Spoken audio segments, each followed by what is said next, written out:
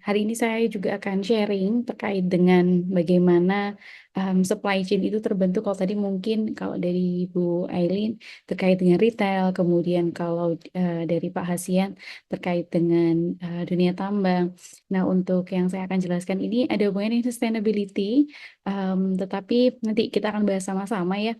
Jadi kita mungkin sering ya dengar ada yang namanya dashboard gitu ya, setiap perusahaan, organisasi biasanya untuk memantau kinerja mereka itu melihat dashboard. Nah, namun di balik dashboard tersebut pasti di drive ada data yang terutama dari data operasional dan bagaimana kita bisa sebenarnya memanfaatkan data yang operasional ini tadi untuk menciptakan dampak yang lebih besar. Nah, saya sendiri untuk perkenalan singkat menyelesaikan studi S2 saya di Kobe University Jepang untuk studi administrasi bisnis dan saat ini bekerja sebagai dosen di Universitas Brawijaya. Dan saat ini juga masih melanjutkan studi di Institut Teknologi 10 November dan Queensland University of Technology. Nah, kita ketika bicara tentang dashboard, uh, mungkin Bapak Ibu di perusahaan masing-masing sering menggunakan untuk kemudian memantau informasi dan juga pengambilan keputusan. Yang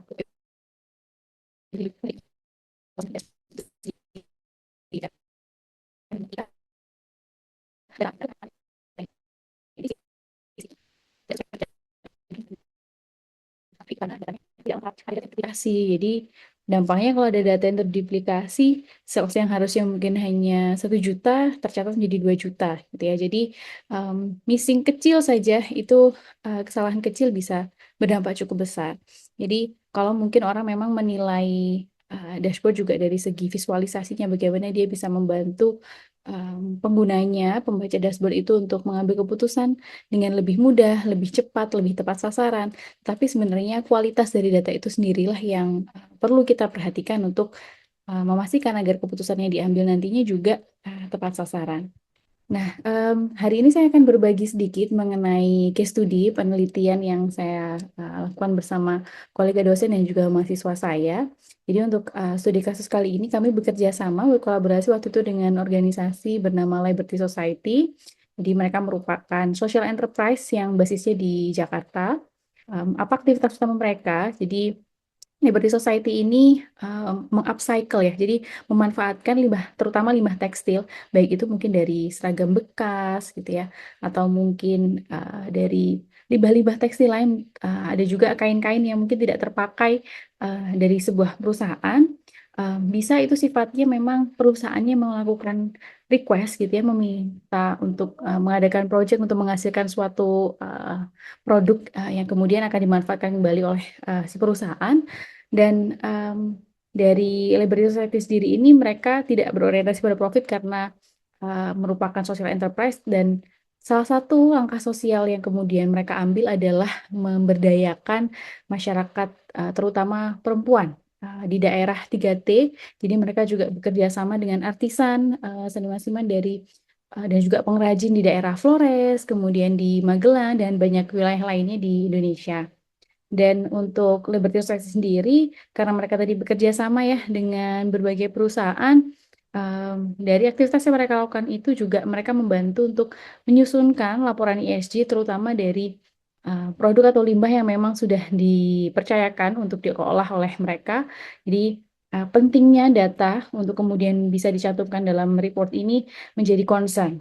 Karena ternyata setelah kami berdiskusi, mereka ternyata menghadapi tantangan karena selama ini hampir semuanya itu pencatatannya dilakukan secara manual.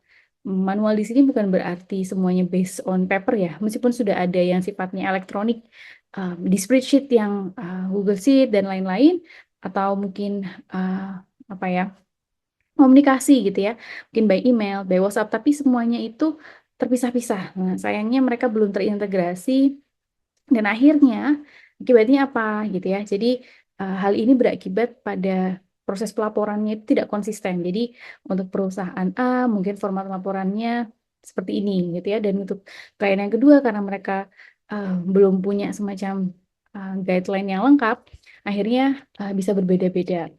Dan terkait dengan traceability, bagaimana kemudahan untuk penelusuran waste ini sumbernya dari mana gitu ya, limbah tekstilnya dari mana, jumlahnya ada berapa banyak, kemudian setelah diolah itu apakah beratnya, jumlahnya itu sama dan sebagainya.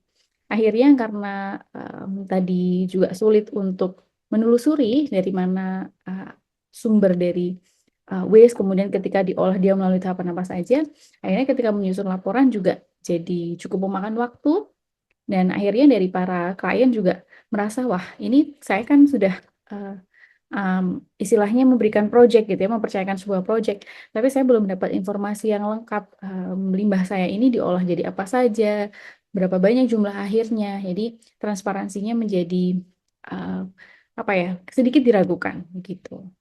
Nah, di sisi internal, kami mengidentifikasi bahwa pihak Liberty Society sendiri juga membutuhkan ya dashboard internal yang tujuannya untuk memudahkan mereka melakukan tracing, melakukan penelusuran, karena mereka di saat yang bersamaan biasanya juga menerima beberapa proyek sekaligus, ada beberapa limbah yang diolah dalam bentuk yang berbeda-beda, tentu tidak bisa dicampur.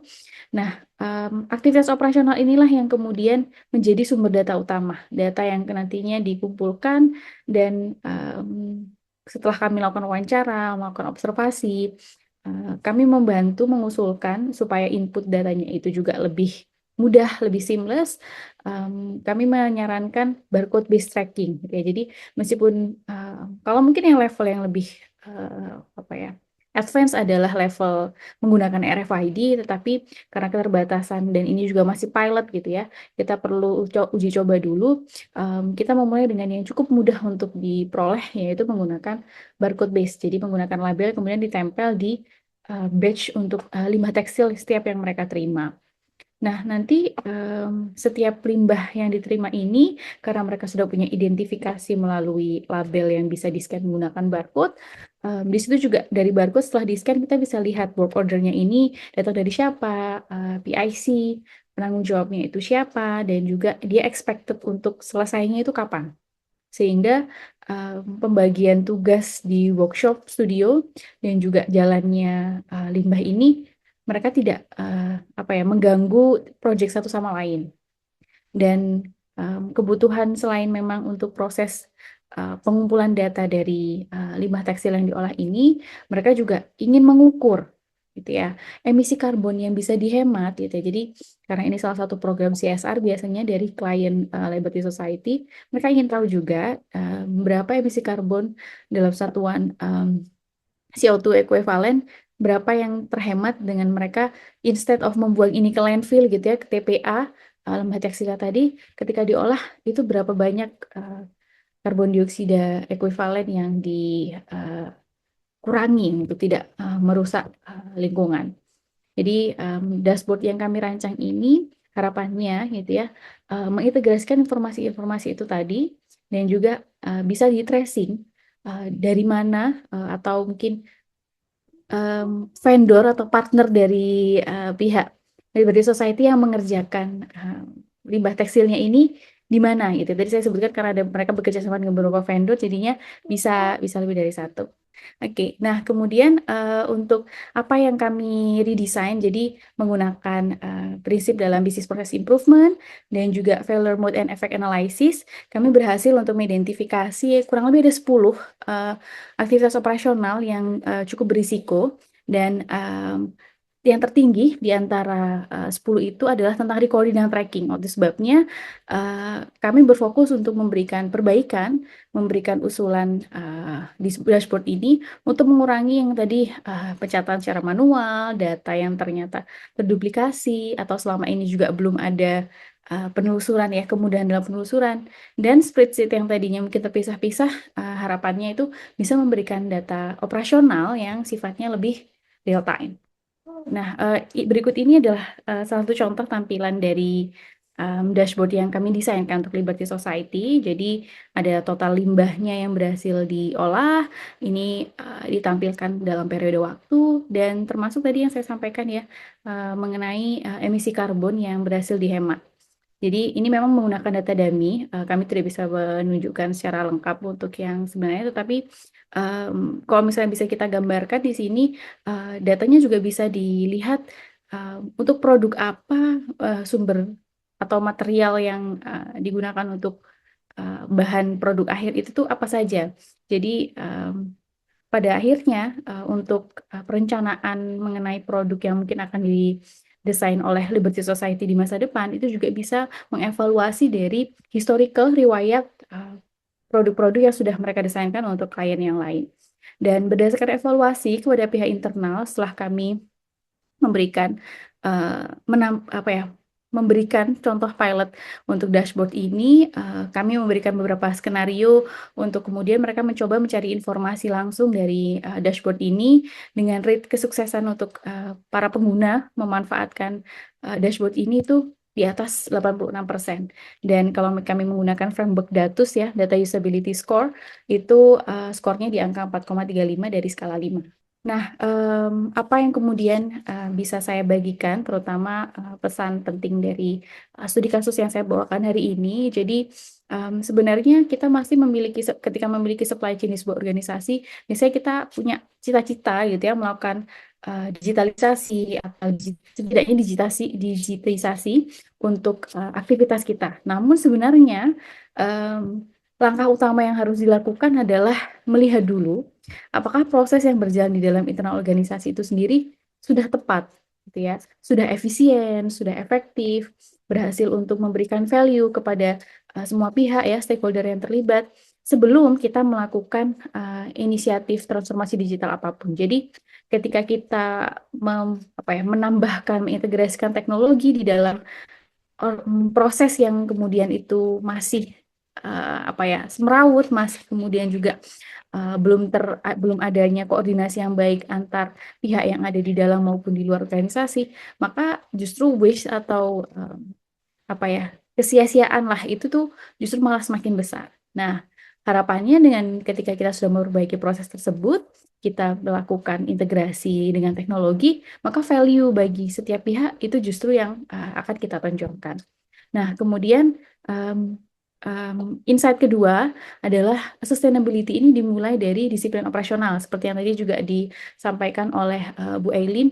Jadi, kalau kita memang ingin beroperasi secara jangka panjang, lebih tangguh, dan bisa ada keseimbangan antara profit begitu ya dari sisi ekonomi, memberikan manfaat, memberikan dampak secara sosial. Tadi mungkin dari Pak Hasian juga memberikan penjelasan tentang bagaimana mengukur dampak sosial tersebut ya, dan lingkungan, maka traceability ya tadi bagaimana data yang kemudian kita peroleh itu bisa ditelusuri. Jadi tidak hanya mengandalkan informal, komunikasi secara informal, tapi ketika itu sudah bisa tercatat dengan baik, kita bisa memverifikasi, bisa mempertanggungjawabkan, dan reportnya juga bisa memberikan manfaat. Nah, kalau mungkin kita juga selama ini pasti punya banyak aktivitas operasional dalam organisasi, masing-masing aktivitas operasional itu sebenarnya pasti ada data, ada lognya. Nah, mungkin kita selama ini menganggap hal tersebut sesuatu yang trivial, sesuatu yang, wah ini emang buat apa pentingnya. Nah, padahal kalau kita bisa memanfaatkan data tersebut ya, data itu kan masih sesuatu yang mentah ya. Kalau bisa kita olah menjadi informasi, maka itu juga bisa mengantar kita pada kolaborasi yang lebih baik gitu ya. Mana sisi waste-nya bisa kita kurangi, kita eliminasi, dan juga untuk pengambilan keputusan. Jadi baik itu untuk perencanaan strategi di masa yang akan datang, maupun juga keputusan untuk memberikan manfaat positif, baik itu kepada tadi ya sosial maupun lingkungan juga. Baik, mungkin sekian yang bisa saya bagikan kepada Bapak Ibu dan rekan-rekan semua. Bapak Ibu juga bisa terhubung dengan saya melalui LinkedIn, bisa mencari nama saya atau bisa juga melakukan scan QR code di slide yang sudah saya berikan.